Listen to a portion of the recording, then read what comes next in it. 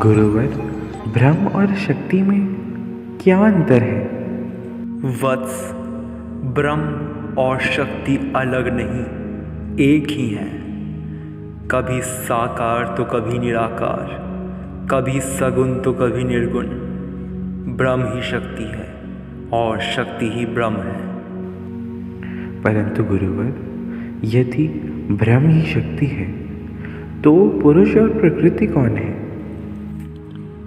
पुरुष और प्रकृति ब्रह्म अर्थात शक्ति के ही दो पहलू हैं। कर्ण से लेकर ब्रह्मांड तक सब कुछ पुरुष और प्रकृति के मिलन के कारण ही अस्तित्व में आए हैं। अर्थात पुरुष और प्रकृति ने मिलकर इस ब्रह्मांड की रचना की।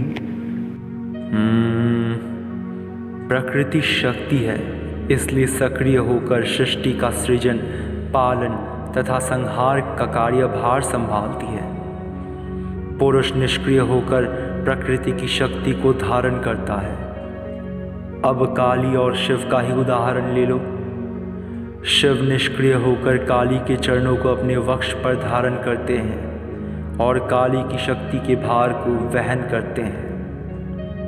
कदाचित मुझे मेरे प्रश्नों के उत्तर प्राप्त हो गए हैं, परंतु गुरुवर, क्या आपके अनुसार भी यही सत्य है?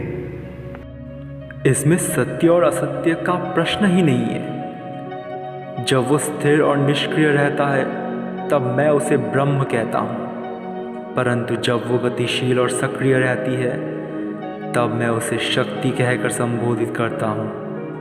ब्रह्म और शक्ति एक ही है। अगर हम ब्रह्म की उपासना करते हैं तो हम शक्ति की अवज्ञा नहीं कर सकते, और अगर हम शक्ति को स्वीकारते हैं तो हम ब्रह्म को अस्वीकार नहीं कर सकते।